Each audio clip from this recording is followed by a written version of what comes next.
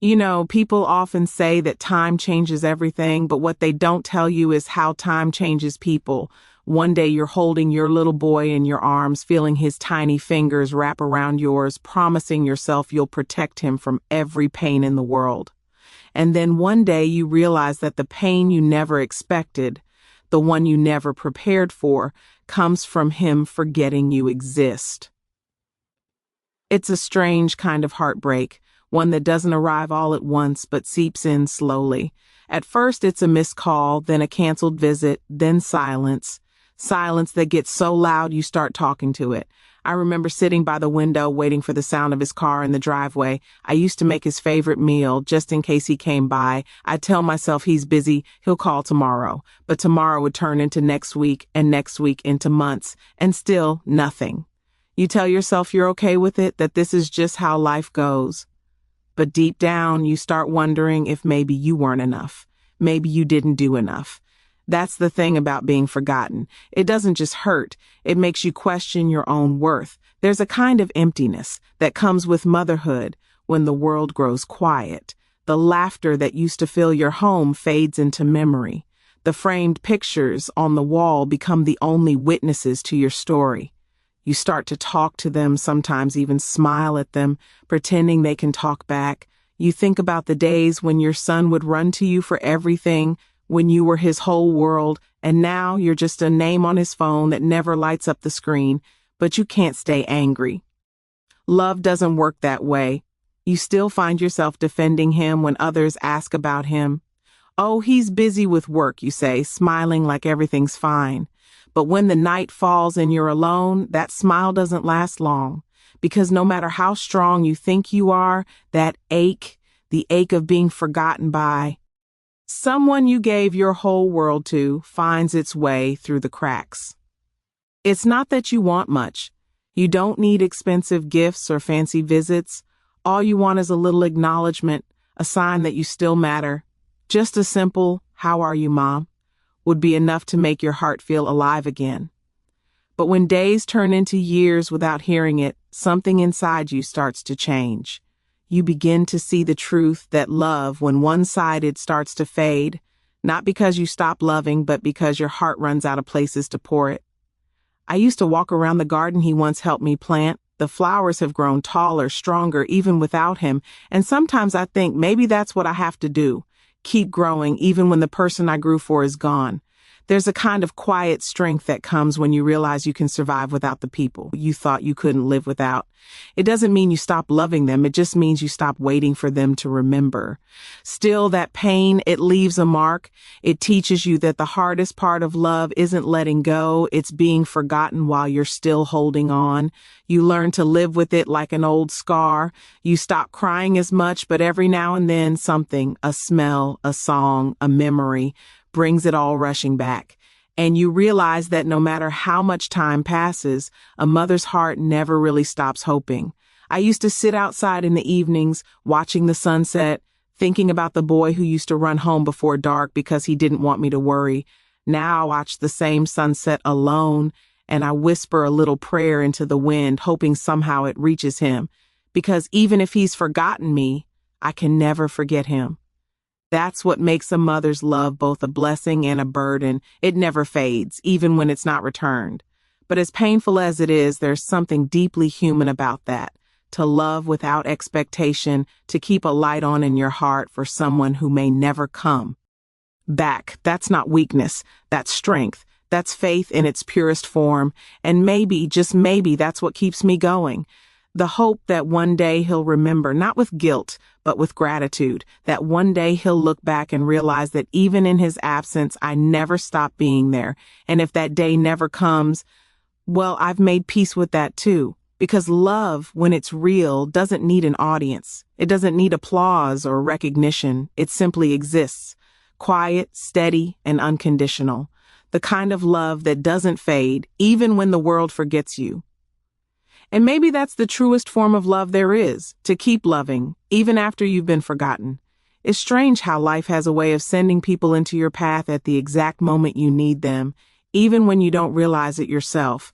When my son drifted away, when the silence in my home started to feel unbearable, I thought the world had closed its doors on me. I had gotten used to the quiet, to making tea for one, to pretending I didn't notice the empty chair across from me at the table. But one afternoon, as I sat outside, watching the sky fade into that soft golden color that comes before sunset, I heard a voice from over the fence, warm, curious, and filled with that kind of sincerity you can't fake. It was my neighbor, just asking how I was. Just a few words, but in that moment, those words felt like sunlight breaking through a long, dark winter.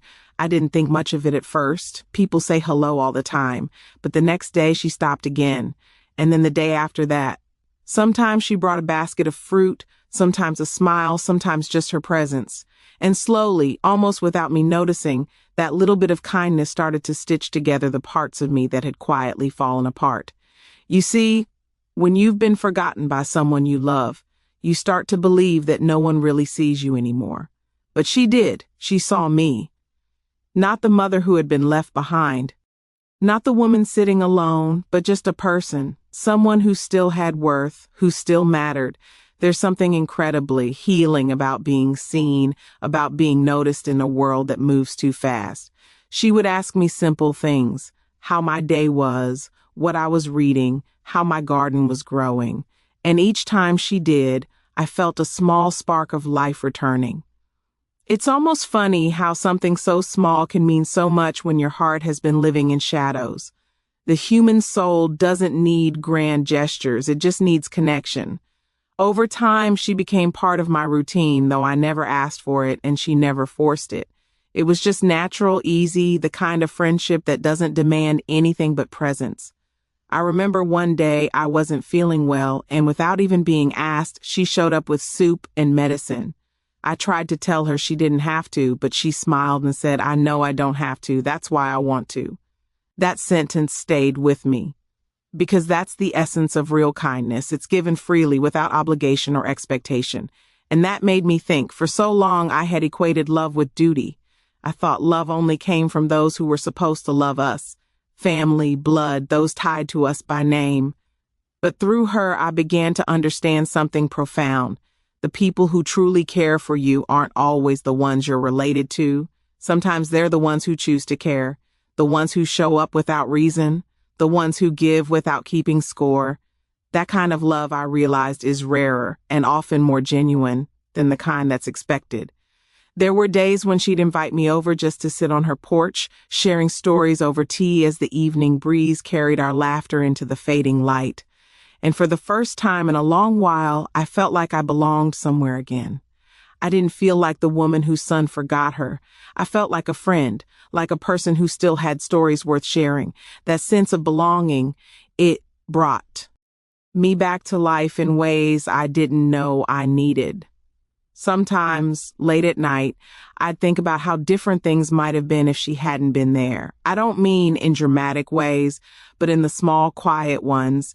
The way her kindness reminded me that the world still holds good people, that life still has gentle surprises, that not every chapter after loss has to be empty. She didn't fix my pain, no one could, but she helped carry it, and somehow that made it lighter. We never talked much about my son. She never asked and I never offered, but she didn't need to. Her actions spoke louder than any questions could. Every time she knocked on my door, every time she brought me flowers from her garden or shared a plate of warm bread, she reminded me that love hadn't disappeared from my life. It had simply changed form. It's humbling to realize that the person who rescues your spirit might not be the one you waited for. Sometimes it's the person you never expected. And that realization taught me something about gratitude, because even though I had lost one kind of love, I had been given another, one that was simple, quiet, and pure, the kind of love that doesn't replace what was lost, but proves that goodness still exists, even after heartbreak. Now, when I think about that time, I understand that she wasn't just a neighbor, she was a reminder that we are never truly alone, even when life makes us feel that way. That sometimes the universe sends someone to stand beside you, not to erase your pain, but to remind you that it doesn't have to define you. And maybe that's what real connection is. It's not about who shares your bloodline, but who shares your heart. There comes a moment in life when you stop asking, Checked why certain people drift away and start asking what their absence taught you. For a long time, I couldn't understand why my son forgot me. I couldn't make peace with the thought that someone I had poured my whole heart into could simply move on as though I were just another chapter in his story. But time and a few kind souls have a way of showing you that love isn't about who should care for you. It's about who chooses to. That realization didn't come easily. It came quietly through moments of reflection, through long evenings spent alone, and through the unexpected warmth of new connections that didn't owe me anything. For so long, I tied my sense of worth to my son's attention. If he called, I felt whole. If he didn't, I felt invisible. I let someone else's actions dictate my happiness, and in doing that, I gave away pieces of myself I didn't have to lose. But when you've been left behind long enough, you begin to see things differently.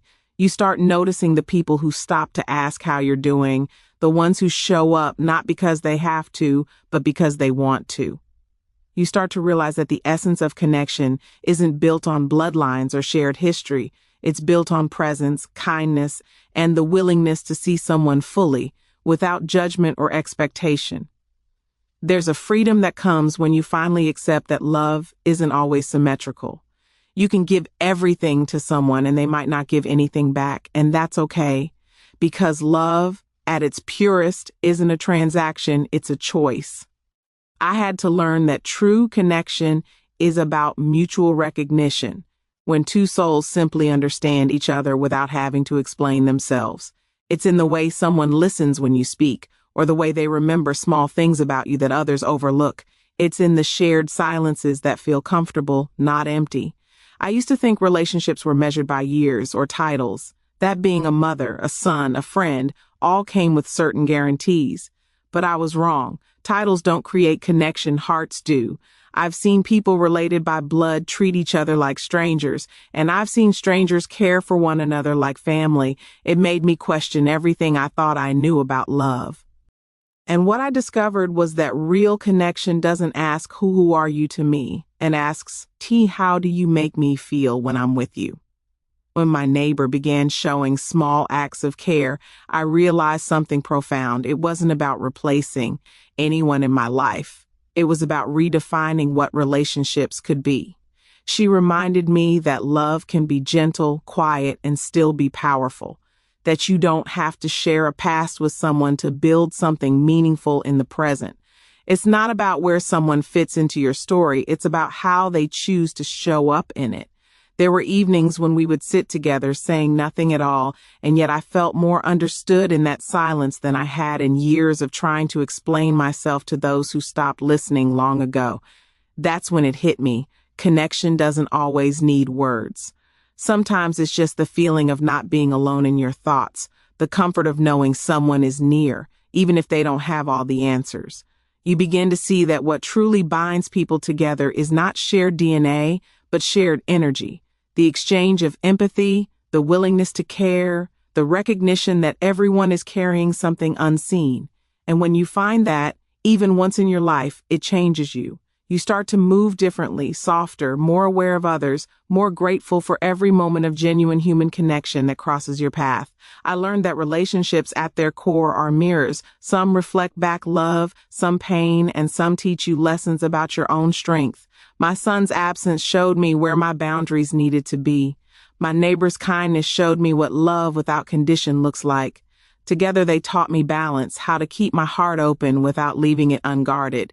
And maybe that's the greatest lesson of all, understanding that connection isn't something you chase, it's something you allow. It's not forced or demanded, it flows naturally when two hearts recognize each other's humanity.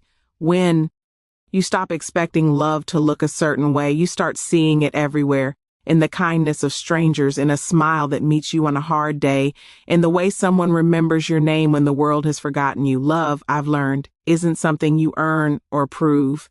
It's something you share freely without fear of loss. And once you stop trying to hold on to the people who've let go, your hands become free to hold the ones who are reaching out. Because in the end, it's not about who's connected to you by blood. It's about who's connected to you by heart. You never really understand the power of kindness until you've been in a place where it's the only light left in the room. When my son drifted away and the world seemed to have grown smaller, colder, and quieter, I thought kindness was something that belonged to other people's stories. You know those stories you read or hear, people helping one another, small miracles happening in everyday lives, and you think, that's beautiful, but it doesn't happen to me. And then one day, it does. It doesn't arrive with fireworks or grand gestures. It comes softly, almost unnoticed. A knock on the door, a warm plate of food, a simple question like, how are you holding up? That's how kindness finds its way in. Quietly, but powerfully. It was in those small, seemingly insignificant moments that I realized how much one simple act could change the rhythm of an entire day.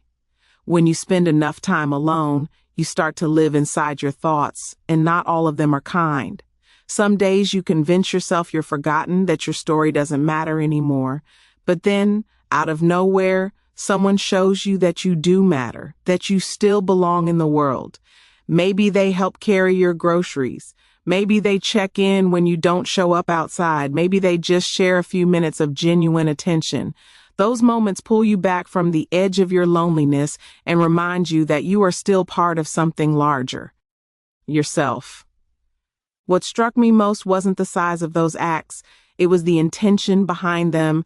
Kindness doesn't ask for anything in return. It doesn't keep score. It simply exists to lift, to comfort, to remind. The smallest gesture, done with sincerity, can feel like a lifeline to someone who's been adrift.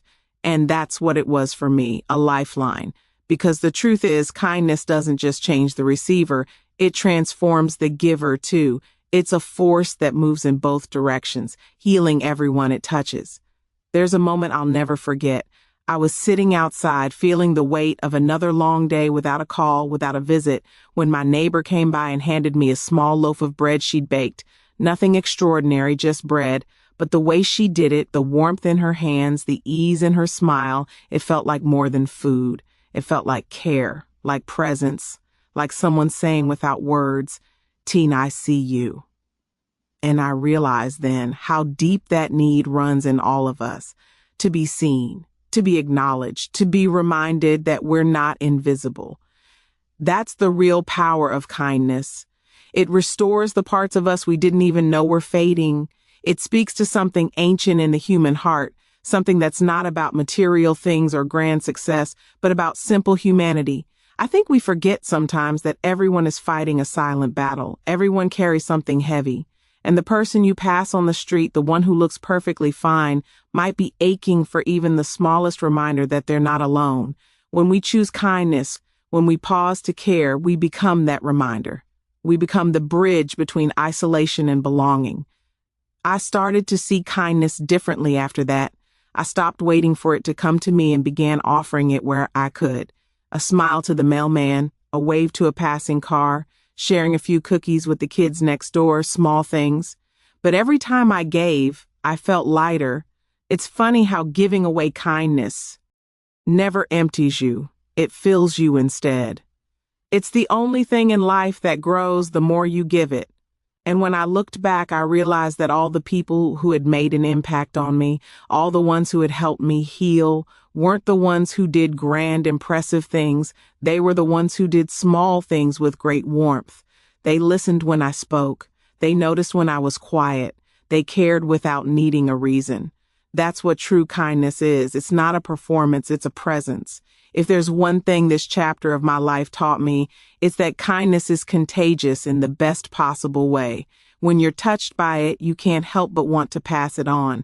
It awakens something gentle in you. It reminds you that no matter how hard life gets, there's still good in the world, still light, still warmth, still people who choose to care even when they don't have to. And maybe that's the beauty of it. We spend so much time waiting for big moments, big changes, big gestures, when all along it's the small, quiet acts of kindness that truly hold the power to change lives. One simple kindness can be the reason someone doesn't give up. It can be the reason someone remembers hope. That's the gift my neighbor gave me. Not just her help or her company, but the understanding that kindness, even the smallest kind, can turn loneliness into belonging and despair into quiet strength. Because sometimes all it takes to save someone's heart is one act of kindness. Forgiveness is one of those words that sounds simple until life gives you a reason to truly practice it. People talk about it like it's just a switch you can flip, as if you can decide one morning to let go and suddenly everything feels light again. But real forgiveness, the kind that comes after deep hurt, doesn't happen overnight. It's not a moment, it's a journey, and sometimes it's a journey you have to take alone. I didn't wake up one morning ready to forgive my son. I woke up one morning tired of carrying the weight of disappointment, tired of replaying memories that only made me ache, tired of letting pain have a permanent place in my heart. That's when I realized forgiveness wasn't about him. It was about freeing myself. I used to sit and ask myself, how could he forget me? How could someone I raised with so much love, so many sacrifices, just walk away as though none of it mattered? And those questions became a prison. They kept me stuck in a loop, reliving every moment, trying to make sense of something that had no clear answer. And that's the thing about hurt. It doesn't just sit quietly inside you, it grows. It colors how you see the world, how you see yourself. For a long time, I carried bitterness disguised as strength. I told myself I didn't need him, that I was fine. But deep down, I wasn't fine. I was angry, I was wounded, and most of all, I was holding on to something that was slowly draining the life out of me. The turning point came one quiet evening when I looked around my home and realized how heavy the silence had become. Every corner seemed to hold a memory, every photograph a reminder of what used to be. I felt like I was living inside a museum of my own pain. That's when it struck me. If I kept holding on to this anger, I'd never make space for peace. I'd never move forward. I would just keep reliving the same sadness in different seasons, and I didn't want that anymore. Forgiveness, I learned, doesn't mean pretending nothing happened. It doesn't erase the pain or excuse the behavior. It simply means choosing not to let it control you anymore. It means deciding that your heart deserves more than resentment. So I started small. Every time I caught myself replaying the hurt, I'd whisper, let it go. Some days it worked, some days it didn't. But over time, those 3 words started to soften something inside me. The anger didn't vanish all at once, but it began to lose its grip. I also realized that forgiveness doesn't always require reconciliation. Sometimes the person who hurt you will never understand the depth of your pain. Sometimes they won't come back to say sorry, and that has to be okay, because forgiveness isn't for them, it's for you. It's a gift you give yourself, a way of saying, I refuse to live as a prisoner of someone else's choices. Once I understood that, everything changed. There's a kind of quiet power that comes when you stop waiting for closure from others and decide to create it within yourself. It's not about forgetting what happened. It's about reclaiming your peace. It's about looking at the wound and saying, you may have hurt me, but you will not define me. And in that moment, something shifts. The bitterness begins to melt away, and in its place, there's space for compassion, even for the person who caused the pain. I remember one day I found an old photo of my son as a child, smiling, carefree, holding my hand. For a long time, I couldn't look at that picture without feeling anger, but that day something was different. I looked at it, and instead of pain, I felt a deep, aching love. I realized that no matter what had happened, no matter how far apart we had grown, he was still my child. That love, the one that had been buried under layers of hurt, had never really gone away. Forgiveness allowed me to feel it again without bitterness. It allowed me to love him without losing myself in the process. And that's when I understood something even deeper. Holding on to pain doesn't punish the other person, it punishes you. It builds walls around your heart that keep out not just the hurt, but also the joy.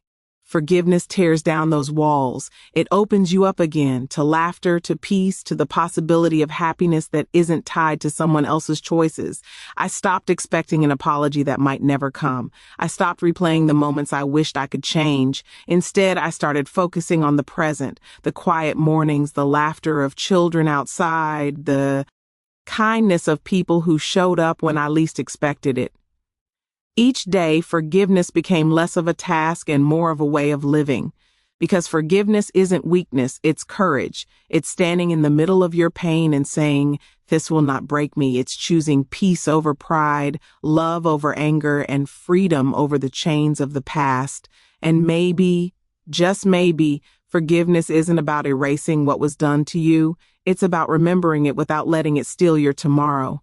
For the longest time, I thought family was something defined by blood. I thought it was about last names, shared faces, and a history that binds you together no matter what. I believed that no matter how far life took us, the people I raised, the people who came from me, would always be my home. But life has a way of reshaping your definitions. It tests what you believe and forces you to see things not as you wish they were, but as they truly are. When my son forgot me, when the calls stopped, the visits faded, and the space between us grew larger than I ever imagined, it felt like losing a part of my identity. I wasn't just losing a son, I was losing the meaning of what family meant to me. But over time, through the quiet and the loneliness, and through the kindness of people I never expected, I learned something far deeper, that family isn't just made of blood, it's made of love, loyalty, and the people who choose to stand beside you even when they have nothing to gain. It's a hard truth to accept at first because our hearts are trained to expect love from certain places. We grow up believing that those we raise will carry our love forward, that they'll be there when we need them most. But sometimes life doesn't follow that script. Sometimes the ones we love drift away, and the people who fill those empty spaces are complete strangers who simply care. And that doesn't mean love failed, it means love evolved. It means that family at its truest form isn't about obligation, it's about intention. There were days when I sat and thought about all the sacrifices, all the nights I stayed awake worrying, all the dreams I put on hold for someone who eventually forgot to look back. And in those moments, the pain would rise like a tide, threatening to drown me. But then I'd remember the people who did show up. The ones who asked how I was doing, who brought warmth into my days, who reminded me that I still mattered. They didn't share my name, but they shared something much greater, humanity. They cared not because they had to, but because they wanted to. That kind of love is pure, it's quiet but powerful. And it taught me that family isn't about who's born into your life. It's about who breathes life back into you when you've lost your strength. You start to see that the world is full of families that don't fit the traditional picture. The lonely man next door who finds comfort in his neighbor's laughter. The woman who's cared for by friends who treat her like their own. The people who share holidays together, not because they're related, but because they've chosen each other. That's what love does. It fills in the spaces where blood once failed. It builds bridges out of empathy, trust, and shared kindness. When I look back now, I realize that losing what I thought was my family made room for me to find the one that was meant for me. I found connection in unexpected places, love in simple gestures, belonging in conversations that came from the heart. It was never about replacing anyone. It was about expanding what love could mean, because love doesn't have boundaries. It just needs a willing heart to live in. There's something profoundly healing about realizing that you don't need to be someone's priority to feel loved. You just need to open your heart to those who choose to be there. The moment I stopped chasing the love that had left, I began to receive the love that was waiting. That shift changed everything. I stopped measuring family by titles and started measuring it by actions. Who shows up when you need help?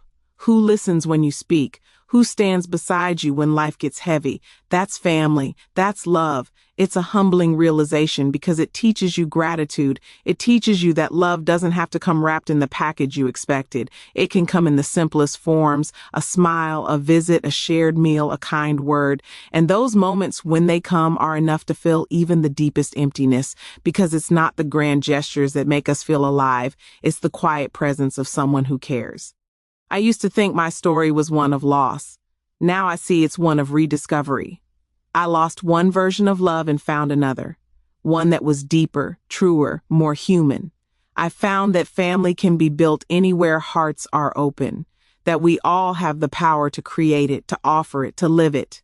And when you begin to live with that understanding, something remarkable happens. You stop feeling abandoned. You stop feeling forgotten because you realize that love has never truly left you. It's just been waiting for you to recognize it in a different form.